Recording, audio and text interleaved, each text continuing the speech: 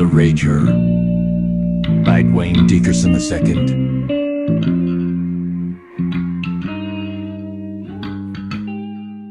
Our story starts off in Catawba, North Carolina, at Smithdale University, a typical high-end college. A rich kids fraternity who's known by their crazy parties, holds extravagant paintball, airsoft and laser tag events for the community, raising money to pay for their big parties every year. The night before the biggest rage party of the year, a member of the fraternity breaks into the big pharmaceutical college only blocks away from Smithdale College and steals an untested experimental drug comprised of Molly, ecstasy and bath salt all mixed together from out of a laboratory. The night of the party, we see the lead of the story, Alfonso.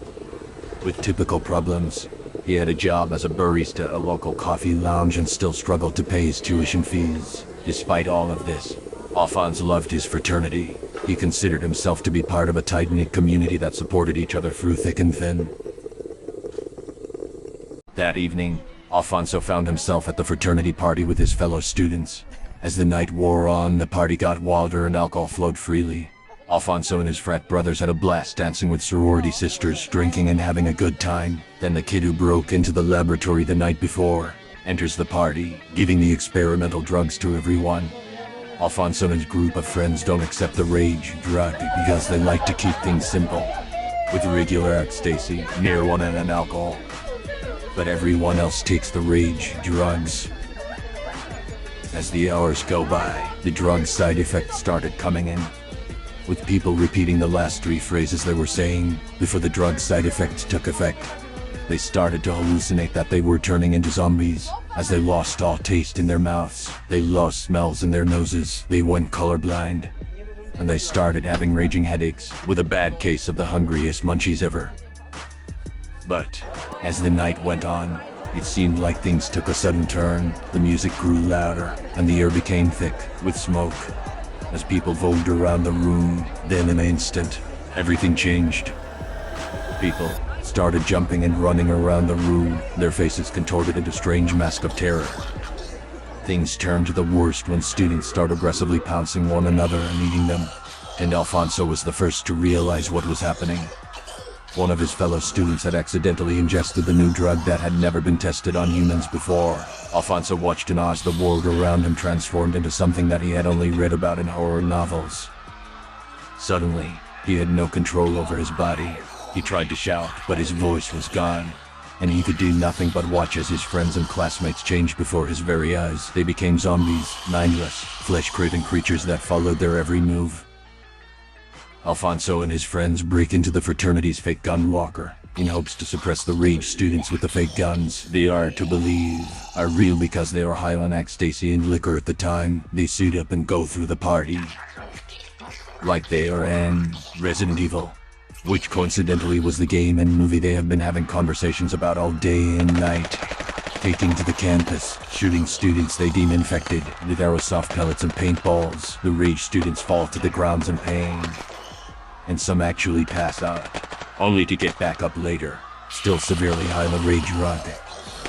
Alfonso and his friends work together to round up the zombies for one finale blowout, coaching the rage students through the campus to lead them into a fenced-in area near the party's music band on stage, still apparently playing music. One of Alfonso's friends sneaks away from the zombies to go and recruit help from the sistering ROTC college, thinking they're the real military, coincidentally, who also is having a party that same night with their special guest, the guy that looks like Tom Cruise. He then calls Alfonso and his friends and tells them that they'll be arriving in T-10 minutes, as he is bringing them back to help with their situations, but it only exacerbates the rage students even more. Alfonso and his friends find themselves hooked up in the pool house with his other friend, the student that went to recruit, helping the guy that looks like Tom Cruise with his The Last Samurai wooden sword prop, alongside with a few ROTC students, and no plans. But it's getting later and later. As the sun is starting to set, it gets darker and darker. They decide they should all split up and make a break for it to escape this hellish party.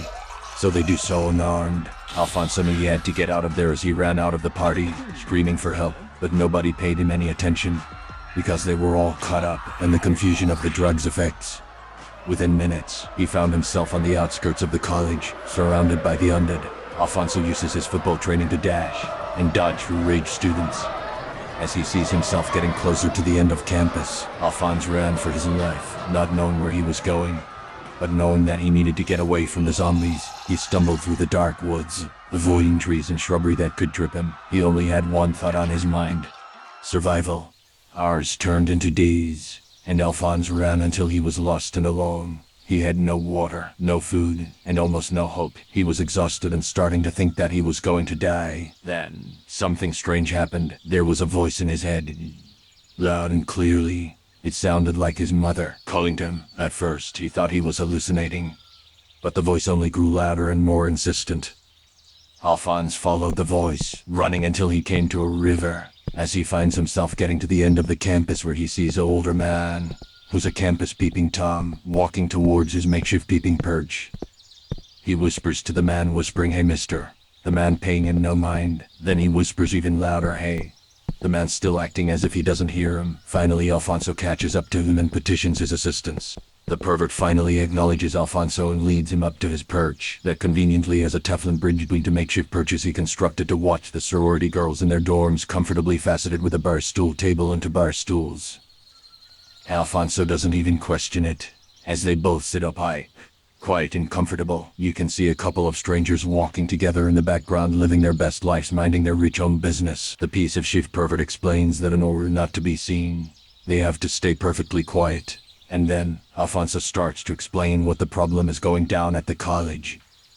The pervert, astonished by the news, started trying to comfort Alfonso, ensures that they'll be safe from the raging students, but only if they stay up in the perch quiet.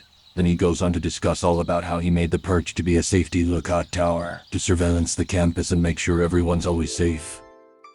Also divulging the fact that he used to be a college's girls volleyball coach, who was let go for what he called unsolicited background checks, and made the perch by hand. And it was like his mini fortitude that was impenetrable, as he lightly kicks at the makeshift magazine holder near the flooring rail, and it spills over the siding, crashing down on the parking lot below. The raging students hear it and start moving that way, as they are to threaten the safety of Alfonso and the pervert. The raging students are on the perch, shaking it. As it starts to crumble, the pervert looks at Alfonso, yelling, "You're on your own," as he jumps into the crowd, leading them semi-away. Alfonso takes a B-turn, jumping down, and hightails it in the opposite direction, getting back on campus, to the school's outdoor Olympic pool. He climbs up on a pool flotation device made of wood and covered with a piece of chain link fencing, and what looks to his intoxicated perception as people's guts. He covers himself with them, thinking the dead flesh will make him indetectable by the raging students, who cannot smell anything anyways. And he lays there watching the carnage of the party till he finally passes out from exhaustion.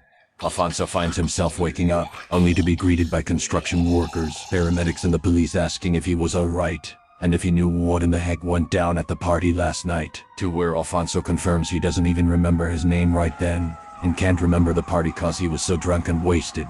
They let him gather himself before letting him go about his business. Alfonso sees another non-rage student from the party who survived the party. The other student explains to Alfonso how it all started with the untested drugs, how there was a robbery at the pharmaceutical college the night before, and how they managed to get away. They traded back and forth speculative banter, and walk off into the sunrise, realizing most of the night was just a bad trip. That will never happen again. The end.